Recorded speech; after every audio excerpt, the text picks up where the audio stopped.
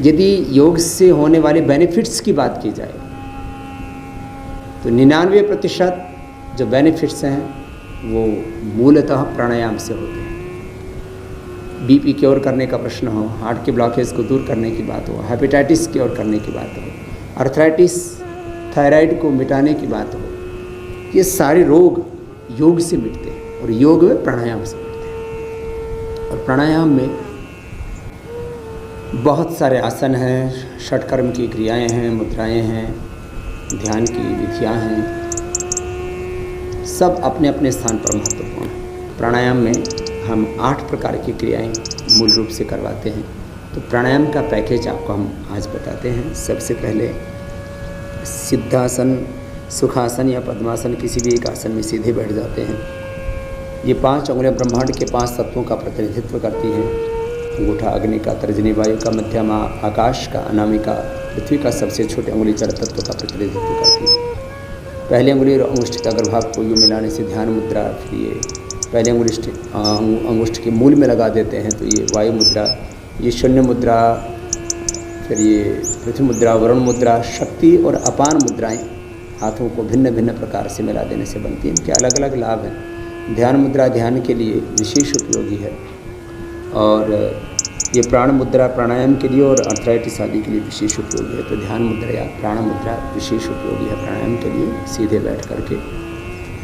और भस्त्रिका से शुरू करते हैं। भस्त्रिका, कपालभाति, बाह्य प्राणायाम, उज्जाई, अनुलोम विलोम, भ्रामरी, उद्गीत और थोड़ी देर श्वासों पर ध्यान योग का अभ्यास। इस तरह से ये 8 अभ्यास हैं इस प्राणायाम की, प्राण विद्या के। भस्त्रिका उसमें सबसे पहला अभ्यास है। इस सीक्वेंस के पीछे भी बहुत साइंटिफिक रीज़न है। भस्त्रिका से हम शक्तियों का अर्जन करते हैं। कपालभाति से विकारों का विसर्जन और अपनी कुंडलिनी शक्ति का, प्राण शक्ति का जागरण करते हैं। बाह्य प्राणायाम से उस प्राण शक्ति का ऊर्ध्व आरोहण करते हैं। उज्जाई प्राणायाम से विशुद्धि चक्र का विशेष प्रकार से शोधन करते हैं। और भस्त्रिका, कपालभाति, बाह्य प्राणायाम, उज्जाई प्राणायाम से जो चक्रों की शक्ति का जागरण हुआ उससे सारी नसनाड़ियों का, शरीर का, चित्त का शोधन करते हुए हम अपनी आत्मचेतना में आरोहण पाते हैं। उसके लिए अनुलोम विलोम और फिर अपने अधिष्ठान में जहाँ पूर्ण नीरवता है, पूर्ण मौन है, अपनी उस निजता में, आत्मस्वरूप में, आत्मचेतना में, अपने अधिष्ठान में जहाँ ज्ञान की, प्रेम की, सब प्रकार के ऐश्वर्य की संपूर्ण दिव्यता है, अपनी उस पूर्णता में समाहित हो जाते हैं भ्रामरी उद्गीत करते हुए। और फिर प्राणों के साथ ओंकार का ध्यान करते हुए समष्टि के साथ एकाकार हो जाते हैं। इस पूरे ब्रह्मांड में जो एक ब्रह्म तत्व है उसके साथ एकाकार हो जाते हैं। तो ये प्राण विद्या बहुत ऊंची है। भस्त्रिका प्राणायाम करते हैं प्रथम।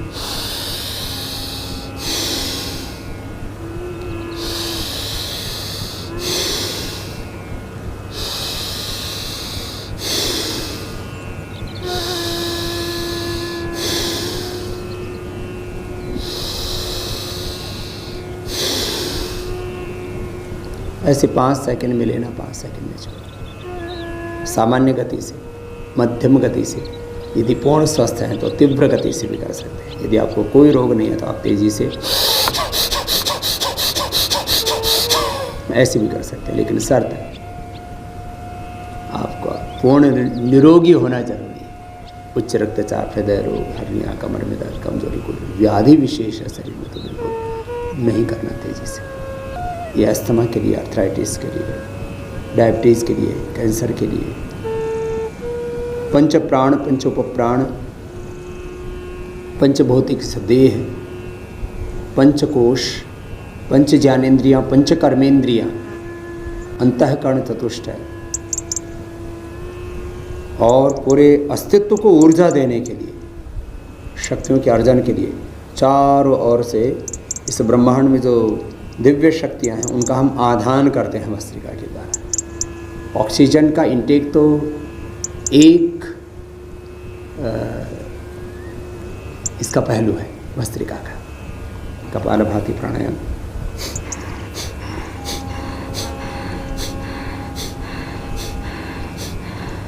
सामान्य गति से,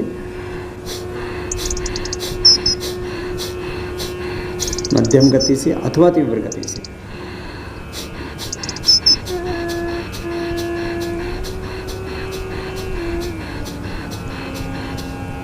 गति का चयन अपनी शक्ति और सामर्थ्य के अनुसार करें।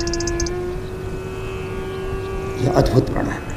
इससे पूरी बॉडी का इंटरनल व्यायाम हो जाता है।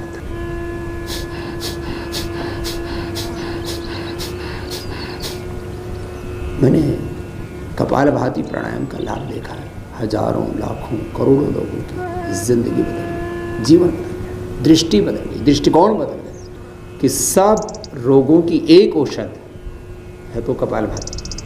इससे पूरा सिस्टम हमारा बैलेंस हो जाता है, ऑटो मोड पर आ जाती है हमारी बॉडी, हमारा माइंड, हमारी सोल। ये प्राणायाम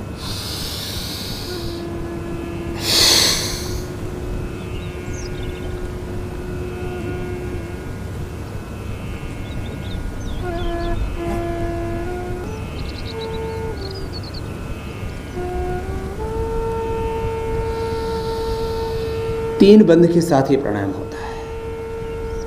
थोड़ी को कंटकुप में लगाते हैं, जालंधर बंद हो जाता है।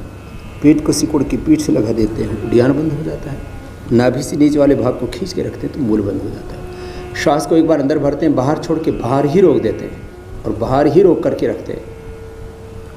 ऐसे ही 10-15 सेकंड से लेकर के 30 सेकंड तक इस बाह्य प्राणायाम को कर सकते हैं और 3 बार से शुरू करके 5, 7, 11 बार तक किया जा सकता है। एक और छोटी सी क्रिया है अग्निसार। सांस को बाहर छोड़ देते हैं। जो कपालभाति के बाद बाह्य प्राणायाम न कर पाए वो ये अग्निसार कर लेना। बाह्य प्राणायाम थोड़ा कठिन है, अग्निसार सरल है। सांस को बाहर छोड़ के पेट को अंदर खींचते हैं, ढीला छोड़ते हैं।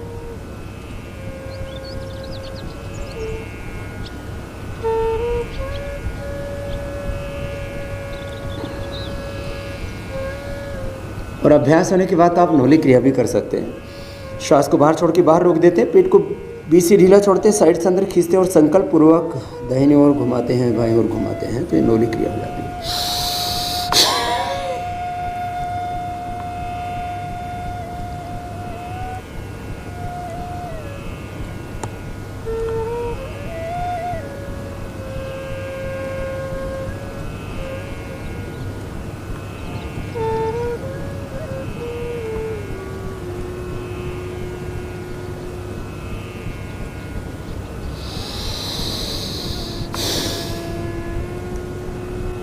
उज्जयी प्राणायाम में भी 3, 5, 7, 11 बार तक किया जा सकता है। गले, थायराइड के लिए, समझ सिर पैरनिया के लिए, टॉन्सिल के लिए, थ्रोट इन्फेक्शन के लिए बहुत अच्छा है। गले को टाइट करके श्वास को अंदर भरते हैं, थोड़ी देर यथाशक्ति अंदर रोक करके दाएं नाक को बंद करके बाएं से बाहर छोड़ देते हैं। उज्जयी प्राणायाम।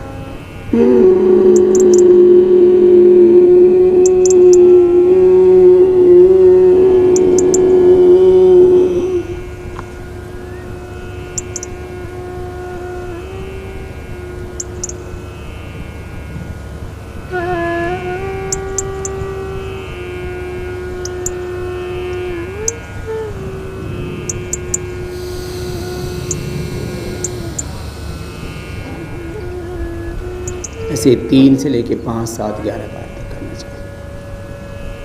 स्वस्थ व्यक्ति को भी कम से कम 3 बार तो अवश्य कर लेना चाहिए। कपालभाति के बाद 3 बार बाह्य प्राणायाम, 3 बार उज्जयी प्राणायाम।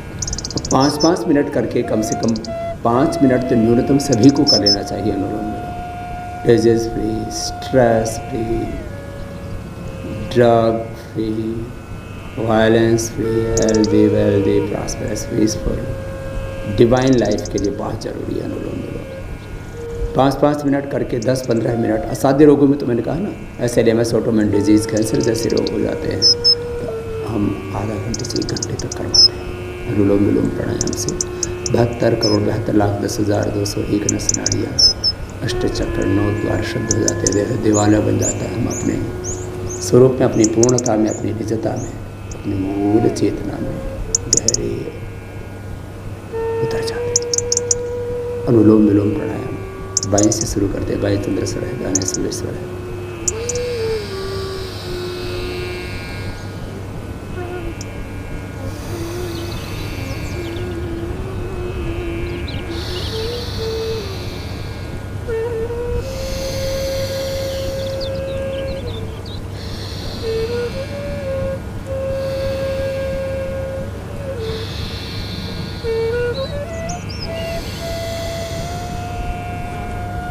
ऐसे ऑल्टरनेटिवली ब्रीदिंग करते रहना। जब थक जाए तब रुक जाए, 5 मिनट के बाद 1 मिनट रुक सकते हैं और अभ्यास के बाद फिर लगातार कर सकते हैं। अनुलोम विलोम के बाद भ्रामरी 3, 5, 7, 11 बार तक कर सकते हैं। फिर उद्गीत प्राणायाम आज्ञा चक्र में मन को टिकाते हैं। सारे प्राणायाम आप ओमकार के ध्यान के साथ कीजिए। ओम का ध्यान करने से रोग तो मिटते ही, भव रोग अर्थात संसार के सारे दुखों से हम मुक्त हो जाते हैं, सारी विवेकपूर्ण कामनाओं से मुक्त हो जाते हैं और अपने से जुड़ जाते हैं। जहाँ पूर्ण निरंतर है, पूर्ण मौन है, जहाँ हम स्वयं हैं। और जो स्वयं से जुड़ जाता है वो फिर पूरी समष्टि में जो भी करता है वो निर्लिप्त होकर के करता है। किसी भी प्रकार का उसके जीवन में अज्ञान अहंकार कोई दुख शेष नहीं रहता। तो आज्ञा चक्र में मन को टिकाते भ्रामरी और उद्गीत आपको कराते हैं।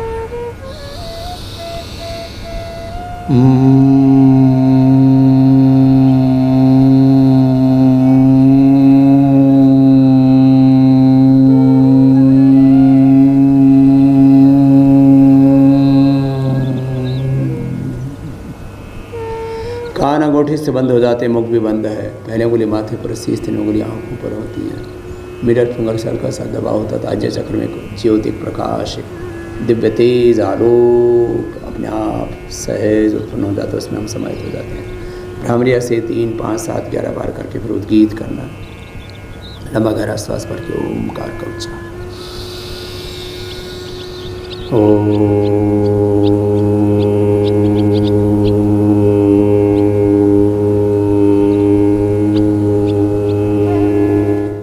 सुबह सुबह प्राणायाम अवश्य करें। आपने प्राणायाम भी कर लिया तो 99% योग का लाभ आपको मिल जाएगा।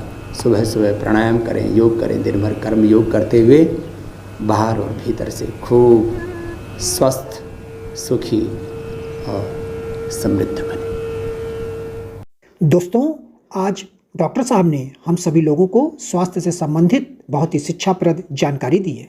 आशा करता हूं कि यह स्वास्थ्य संबंधी शिक्षाप्रद जानकारी आप लोगों को अवश्य पसंद आई होगी। तो दोस्तों, अगर यह वीडियो आप लोगों को पसंद आया हो तो वीडियो को लाइक करें और अधिक से अधिक लोगों को शेयर भी करें, जिससे और भी लोग यह शिक्षाप्रद स्वास्थ्य संबंधी जानकारी का अपने जीवन में लाभ उठा सकें। और दोस्तों, अगर आपने अभी तक हमारे चैनल को सब्सक्राइब नहीं किया है तो आप हमारे चैनल को तुरंत सब्सक्राइब भी कर लें, जिससे आप लोगों को नोटिफिकेशन के माध्यम से हमारे यह शिक्षाप्रद वीडियो तुरंत प्राप्त होते रहें और आप इसी तरह स्वास्थ्य संबंधी शिक्षाप्रद जानकारियों का लाभ उठाते रहें। दोस्तों, कल फिर डॉक्टर साहब के किसी स्वास्थ्य संबंधी शिक्षाप्रद वीडियो के साथ आप लोगों के समक्ष फिर से प्रस्तुत होंगे। तब तक के लिए नमस्कार।